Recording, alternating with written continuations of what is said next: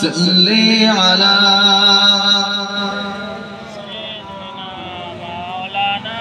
وعلى آل سيدنا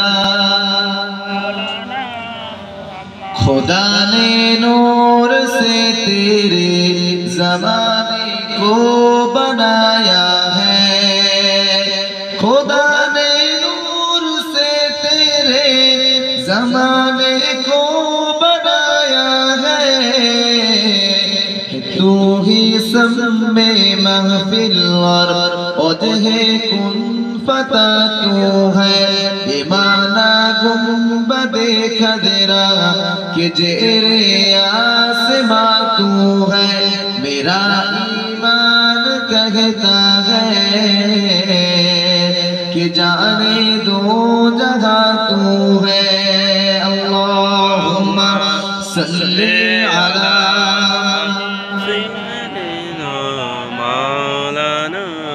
और मोहम्मद वाला सैयदना ओई मदीनार बदश तुमी नबी सरोवर, ओई मदीनार बदश तुमी नबी सरोवर। शांति निये দোলের ধরার পর ওই মদিনার বদশ তুমি নবী সরোয়ার, ওই মদিনার বদশ তুমি নবী সরোয়ার। লা ইলাহা ইল্লাল্লাহ মুহাম্মদ পড়ে লা ইলাহা ইল্লাল্লাহ।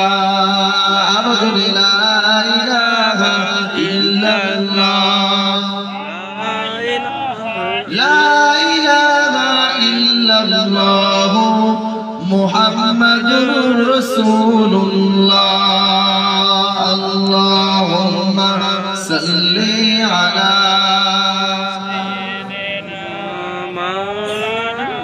वअला आलि सय्यिदिना। قال الله تبارك وتعالى في كلام المجيد الفرقان الحميد. أعوذ بالله من الشيطان الرجيم. بسم الله الرحمن الرحيم. إن الله وملائكته يصلون على النبي يا أيها الذين آمنوا صلوا عليه وسلموا تسليما. أكبر درود شريف. اللهم صل على سيدنا مولانا محمد وعلى آل سيدنا مولانا।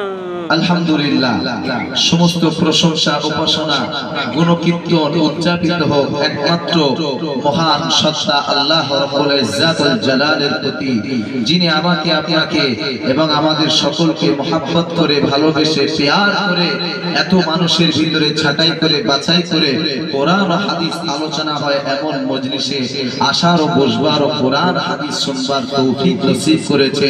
কৃতজ্ঞতা স্বরূপ একবার বলি আলহামদুলিল্লাহ। একটু জোরে বলেন না আলহামদুলিল্লাহ, আরো খুশি হয়ে বলেন না আলহামদুলিল্লাহ।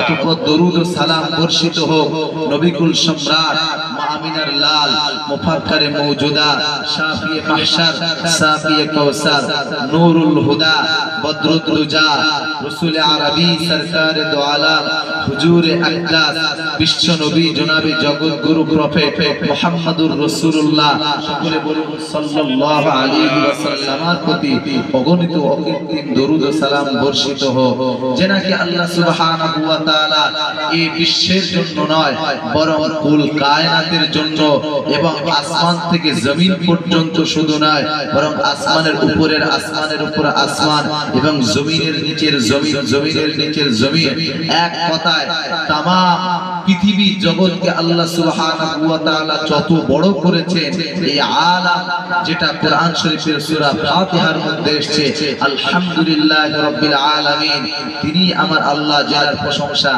তিনি যিনি এই সমগ্র জগৎ এবং আলামের মালিক।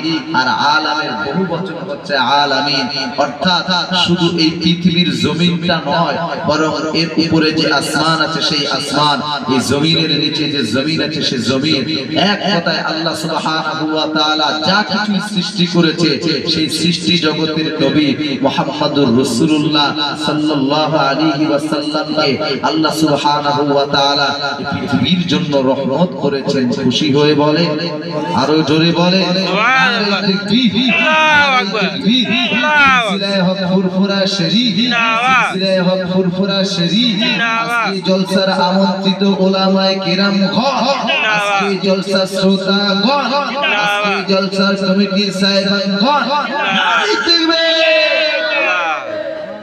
আল্লাহ সুবহানাহু ওয়া তাআলা গোটা জগতের জন্য, গোটা আলামের জন্য কি করেছে? রহমত করেছে। দলিল আল্লাহ সুবহানাহু ওয়া তাআলা সূরা আম্বিয়ার ভিতরে তিনি স্পষ্ট করে বললেন, ওয়ামা আরসালনাকা ইল্লা রাহমাতাল লিল আলামিন। আল্লাহ সুবহানাহু ওয়া তাআলা আমার নবীকে লক্ষ্য করে বলছেন, হে আমার হাবিব, হে মুহাম্মদ সাল্লাল্লাহু আলাইহি ওয়াসাল্লাম, গোটা আলামিনের জন্য আমি আল্লাহ আপনাকে রহমত স্বরূপ প্রেরণ করলাম। জোরে বলে, আর জোরে বললেন না সুবহানাল্লাহ।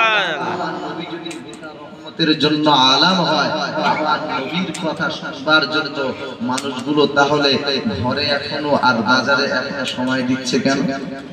আপনারা যারা এখানে এসেছেন নিশ্চিত আপনারা নবীকে ভালোবাসেন, আর যারা নবীকে ভালোবাসে না, নবী যে রাহমাতাল লিল আলামিন এটা যারা বুঝতে চায় না, তারা নিশ্চিতভাবে কেউ আম গাছের তলায়, কেউ ফিশারির পাড়ে, কেউ ঘরের কোণায়, কেউ ফুচকার দোকানে, কেউ আইসক্রিমের দোকানে ইত্যাদি ইত্যাদি জায়গায় তারা সময় নষ্ট করছে। এই সময় কিন্তু চলে গেলে সময় আর ফিরে পাওয়া যাবে না। সময় বড় গুরুত্বপূর্ণ। আল্লাহ সুবহানাহু ওয়া তাআলা আমার নবীকে জগতের জন্য রহমত করেছেন। আমার নবীর যে ত্যাগ, আমার নবীর যে তিতিক্ষা, আমার নবীর যে মেহনত, আমার নবীর যে পরিশ্রম, আমার নবীর যে খান ঝরানো কষ্ট, এই সমাজের জন্য আমাদের মতো গুনাহগার উম্মতদের জন্য রেখে গিয়েছে। সেই রাসূলুল্লাহর কথা আমি আপনাদেরকে শোনাবো। শুনবেন তো নাকি? রাসূলুল্লাহর কথা শুনবেন তো নাকি?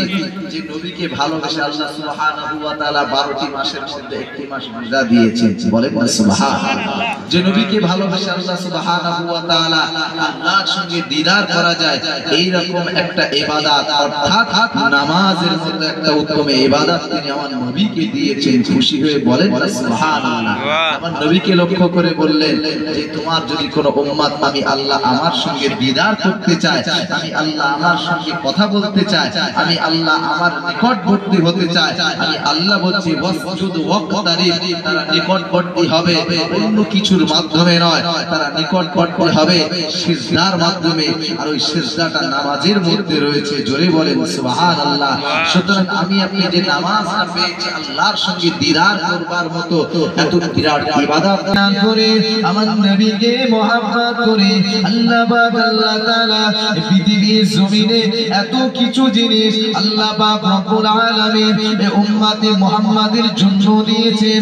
উম্মতে মুহাম্মাদি যেন খাওয়ায় কষ্ট না পায়, উম্মতে মুহাম্মাদি যেন পড়ায় কষ্ট না পায়, উম্মতে মুহাম্মাদি যেন চলায় কষ্ট না পায়, উম্মতে মুহাম্মাদি যেন বলায় কষ্ট না পায়। শুধু তাই নয়, উম্মতে মুহাম্মাদি দুনিয়ার ভালোর সঙ্গে সঙ্গে উম্মতে মুহাম্মাদি যে আলামে বারজাখে আসবে, অর্থাৎ তার মরণ হবে, মরণের পরে যে জগৎটা তার জন্য বরাদ্দ রয়েছে। ও আমার বাবাজিরা ভাইরা, আল্লাহ পাকের বান্দা বান্দীরা, এই উম্মতে মুহাম্মাদির কথা আল্লাহ পাক ভেবে তিনি ইবাদতের জন্য, তিনি ইবাদতের জন্য তিনি কিছু কিছু রাত আল্লাহ পাক আমার নবীকে দান করেছেন, আমার নবীকে দিয়েছেন। যে রাতগুলো জাগরণ করলে, যে রাতগুলো জাগরণ করে যদি ইবাদত করা হয়, যে রাতগুলো জাগরণ করে যদি আল্লাহকে খুশি করা হয়, এই একটা রাতের বিনিময় আল্লাহ পাক রব্বুল আলামিন এমন কিছু রাত দিয়েছে যে রাতগুলো বছরে কয়েকবার আসে। ও আমার বাবাজিরা ভাইরা, এমন রাতগুলো আল্লাহ পাক আল্লাহ তাআলা উম্মতে মুহাম্মাদীকে দিয়েছেন, উম্মতে মুহাম্মাদীকে দান করেছেন। ওই রাতগুলো বান্দা যদি একটা রাত কষ্ট করে জাগরণ করে ইবাদত করে, আল্লাহ পাক রব্বুল আলামিন খুশি হয়ে হাজার মাস অপেক্ষায় তার বেশি সওয়াব আল্লাহ পাক এক রাত জাগরণকারী উম্মতে মুহাম্মাদীকে দিয়ে দেবে। সেই রাত সামনে আর একটা কথা ঠিক বললাম না? কথা কি আমি আকাশ থেকে নিয়ে বলছি? কথা আমি সরাসরি কোরআন থেকে বলছি। কোরআন শরীফের মধ্যে একটা সূরা আছে, সূরার নাম সূরা কদর।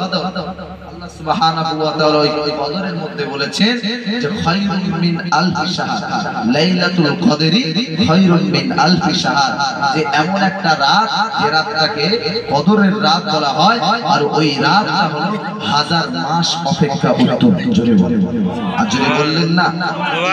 জাগরণ করে যদি আপনি ইবাদত করেন, শুধু আপনার ইবাদতটা ইবাদত হবে না, বরং কোরআনও আপনার ইবাদতের মধ্যে হবে। কারণ আল্লাহ পাক রব্বুল আলামিন বললেন, ইন্না আনজালনাহু ফি লাইলাতিল কদর, নিশ্চয়ই আমি আল্লাহ সুবহানাহু ওয়া তাআলা কদরের রাতে কোরআনকে নাযিল করেছি। জোরে বলে, এত বিরাট রাতে কেউ যদি ইবাদত করে, আর ওই ইবাদতটা আল্লাহ পাক তার জন্য কতটা বেশি পছন্দ করে, কথা বুঝছেন না?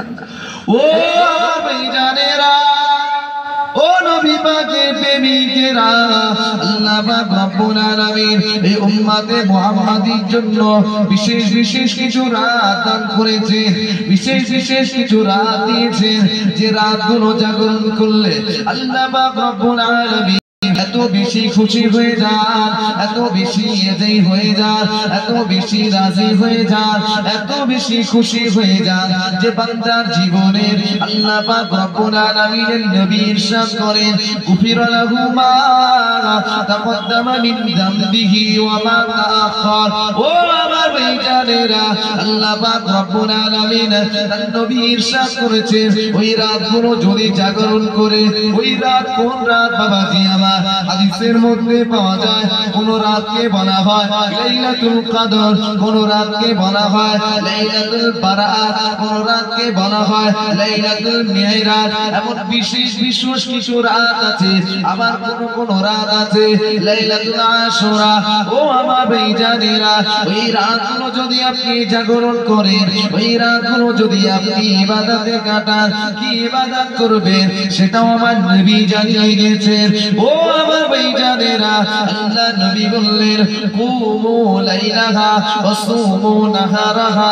কোন ব্যক্তি যদি, আমার কোন উম্মাত যদি, আল্লাহর কোন বান্দা যদি ওই রাতে জাগরণ করে তিলাওয়াতুল কুরআন, কোরআন তিলাওয়াত করে, কুমু লাইলাহা, ওই রাত জাগরণ করে যদি দাঁড়িয়ে থাকে, অর্থাৎ দাঁড়ানো থেকে উদ্দেশ্য হলো নামাজ আদায় করে।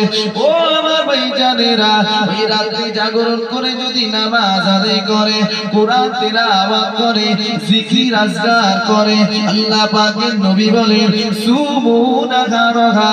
আর ওই রাতে জাগরণ করে যদি, আর ওই দিনগুলো যদি আমার উম্মতেরা, আল্লাহ পাকের বান্দারা যদি রোজাটা রাখে, আমি আল্লাহ নবী বলছি, গুফিরা লাহু মা তাকদ্দামা মিন যামবিহি ওয়া মা তাআখার। আমি আল্লাহ নবী ঘোষণা দিয়ে দিলাম, আমি আল্লাহ নবী জানিয়ে দিলাম, আল্লাহ পাক রব্বুল আলামিন ওর নামায় আমালে যত গুনাহ আছে, ওর নামায় আমালে যত পাপ আছে, ওর নামায় আমালে যত বদ কাজ রয়েছে, আল্লাহ পাক রব্বুল আলামিন ওই দিনে রোজা রাখার কারণে আর রাতে ইবাদত করার কারণে, অর্থাৎ নফল নামাজ আর নফল কোরআন তিলাওয়াত করার কারণে, জিকির আজকার করার কারণে আল্লাহ পাক খুশি হয়ে তার আগে পিছে সমস্ত গুনাহগুলো আল্লাহ পাক মাফ করে দেয়। একটা রাত আসছে, আর আমি প্রথমে আয়াত পড়েছি,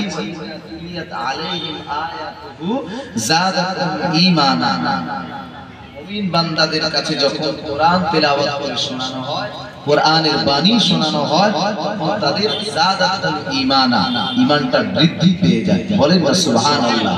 যে কোরআনটা যে সময় নাযিল হয়েছে সেই সময় যদি এত গুরুত্ব হয়, তাহলে কোরআন যেটা আমরা শুনছি, আমরা পড়ছি, তাহলে সেই সময় গুরুত্ব, কথা বুঝতে পারলেন না?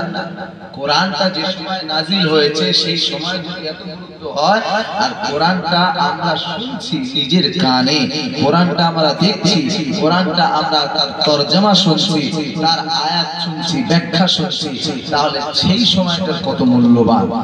অর্থাৎ এই যে সময়টা আপনারা বসে কথাবার্তা শুনছেন, এই কথাটা আছে না, এই কথাটা সম্মান আছে না না, এর কি সম্মান, এর কি ইজ্জত আমি আপনাদেরকে বোঝাই। কোন ব্যক্তি যদি কোরআন শোনার নিয়তে, কোন ব্যক্তি যদি সঠিক কোরআন থেকে উপদেশ দেওয়ার নিয়তে জলসায় আসে, জলসা মানে জলসাটা আরবি শব্দ, জালাসা ইয়াজলিসু থেকে জালসা, যার অর্থই হচ্ছে বসা।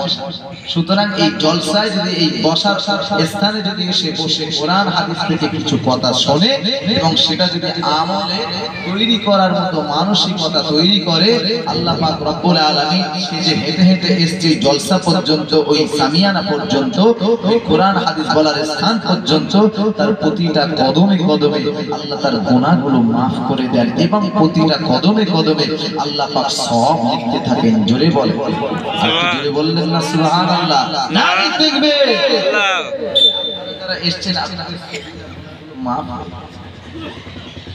কোরআনের এত ইজ্জত আর এত বরকত, এই কোরআন শোনার জন্য সাহাবায়ে কেরামদের মধ্যে প্রতিযোগিতা চলত, কে কত বেশি রাসূলুল্লাহর কাছ থেকে কোরআন শুনতে পারে, কে কত বেশি রাসূলুল্লাহর কাছ থেকে হাদিস শুনতে পারে। আমার নবী সাহাবীদেরকে সামনে রেখে এইভাবে ওয়াজ করতেন না করতেন না? জোরে বলেন। আবার নবী সাহাবাদেরকে সামনে রেখে এমন সুন্দর সুন্দর কোরআন থেকে ওয়াজ করে তিনি শোনাতেন না শোনাতেন না? এক সময় আল্লাহ নবী মদিনার মসজিদে নববী শরীফে আল্লাহ নবী সাহাবীদেরকে নিয়ে ওয়াজ করছেন, আল্লাহ নবী সাহাবীদেরকে কোরআন শোনাচ্ছেন, আল্লাহ নবী সাহাবীদেরকে নসিহত করছেন। আল্লাহ নবীর জবান থেকে তিনি সুন্দর সুন্দর কথাগুলো সাহাবাদেরকে শোনাচ্ছেন। সাহাবা হুজুররা আল্লাহ নবীর শানে, আল্লাহ নবীর শানে তারা এত বেশি মশগুল হয়ে যেতেন, আল্লাহ নবীর শানে এত বেশি তারা মর্যাদা বেশি হতো, এত বেশি তারা আল্লাহ নবীর সম্মানকে আজমাত করত। আল্লাহ নবীর শানে সাহাবায়ে কেরামরা বসে আছেন, আল্লাহ নবীর সামনে সাহাবায়ে কেরামরা তারা বসে আছেন, আল্লাহ নবী ওয়াজ করছেন, আল্লাহ নবী ওয়াজ করছেন।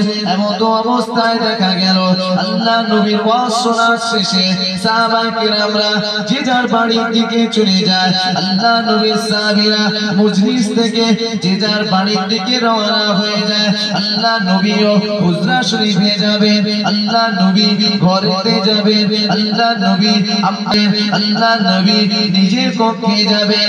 এমন অবস্থায় মদিনার মসজিদ নববী শরীফটা ফাঁকা হয়ে গেল, মদিনার মসজিদ নববী শরীফটা খালি হয়ে গেল।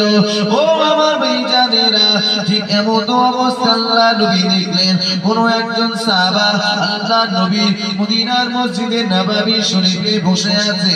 আল্লাহ নবী মদিনার মসজিদে নববী শরীফে বসে বসে আল্লাহ নবী যেন সেই ওয়াজগুলো যেমন ভাবে শুনছিলেন, আল্লাহ নবী ওয়াজ শেষ করার পরেও দেখা গেল সাহাবী তেমনই অবস্থায় ওয়াজ শোনার মতো অবস্থায় বসে আছে। আল্লাহ নবী মদিনার মসজিদে নববী শরীফে সাহাবীদেরকে নিয়ে ওয়াজ করছে, আর এমন তো অবস্থায় আল্লাহ নবী সামনে যে সমস্ত সাহাবায়ে কেরামরা ছিলেন সবাই ওয়াজ শুনছিলেন। আল্লাহ নবীর ওয়াজটা শেষ হয়ে গেল, যে যার মতো সবাই চলে যেতে লাগলো। একজন বাকি হয়ে গেল, তিনি গেলেন না। আল্লাহ নবী কাছে এসে দেখলেন এটা অন্য কেউ না, এটা হযরতে আবু হুরায়রা রাদিয়াল্লাহু তাআলা আনহু। জোরে বলেন, আর জোরে বলেন সুবহানাল্লাহ। আবু হুরায়রা রাদিয়াল্লাহু তাআলা আনহু তিনি আল্লাহর নবীর সামনে বসে বসে ওয়াজ শুনছেন। কি ওয়াজ শুনছেন? তার আগে একবার দরুদ শরীফ আল্লাহুম্মা সাল্লি আলা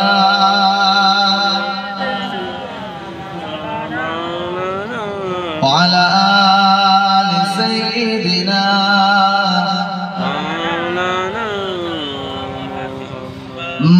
মাসুম শিশু দুলে দুলে ভেঙে পড়ে মায়ের কোলে মাসুম শিশু দুলে দুলে ভেঙে পড়ে মায়ের কোলে ও মা জননী আপা একবার বলো না তুমি আমায় ও মা জননী আপা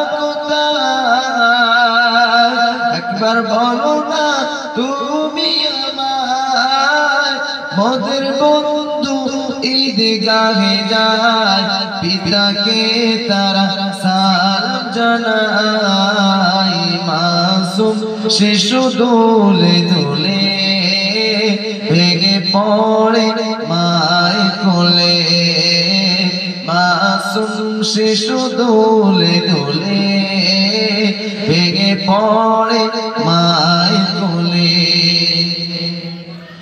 মা জননী কথা বলো তোমার চোখে কেন পানি এলো মা জননী কথা বলো তোমার চোখে কেন পানি এলো অমন করে আর কেঁদো না অমন করে আর কেঁদো না ও মা আমি সইতে যে পারি না মাসুম শিশু দোলে দোলে ভেঙে পড়ে মায়ের কোলে মাসুম শিশু দোলে দোলে ভেঙে পড়ে মায়ের কোলে আল্লাহুম্মা সাল্লি আলা وعلى آل سيدنا আমার দিনদার নেককার পরহেজগার মুরব্বি বাবাজিরা যে কথা আলোচনা করছিলাম আল্লাহ পাকের নিয়ামত তিনি আমাদের ঘরে মুসলমান করে পাঠিয়েছে আমাদের ঘরে তিনি ঈমানদার করে পাঠিয়েছে ঈমান বড় দামি জিনিস ঈমান বড় সম্পদ যে এই সম্পদকে কদর করতে পারলো না সে আর কিছুই কদর করতে পারলো না ঈমানটা কত বড় দামি জিনিস ঈমানটা কত বড় মজবুত জিনিস তা বুঝতে গেলে আপনাকে সর্বপ্রথম খেয়াল করতে হবে রাসূলুল্লাহর যুগে আল্লাহর নবী সাহাবীরা তারা কি কষ্ট কি ব্যথা না পেয়েছিলেন তাদের জীবনে এত কষ্ট তারা পেয়ে এত যন্ত্রণা তারা পেয়েও তারা ঈমান থেকে দূরে সরে যায়নি আজকে যাদের মাধ্যমে আমরা ঈমান পেয়েছি যাদের কারণে আজকে আমরা ইসলাম পেয়েছি যাদের কারণে আমরা কোরআন পেয়েছি যাদের কারণে শরিয়াত পেয়েছি আজকে আমরা এত কিছু পাওয়ার পরেও তাদের মতো তাদের জিন্দেগি তো করতে পারলাম না বরং যে রাস্তাটা তৈরি করে দিয়েছে সেই রাস্তায় চলতে পারলাম না মনে পড়ে যায় হযরত খাব্বাব রাদিয়াল্লাহু তাআলা আনহু যেনাকে চাকু দিয়ে কাটা যেনাকে চাকু দিয়ে কাটা হয়েছিল বলা হয়েছে যে তুমি মুহাম্মাদের প্রতি ঈমান রাখবে নাকি না আমাদের 14 পুরুষের বাপ দাদা যা কিছু যে ধর্ম করে গেছে ধর্মে ফিরে আসবে হযরত খাব্বাব রাদিয়াল্লাহু আনহু বললেন আমার জীবন চলে যাবে তথাপিও আমার মুখ থেকে ঈমানের কলমা একবার জারি হয়ে গেছে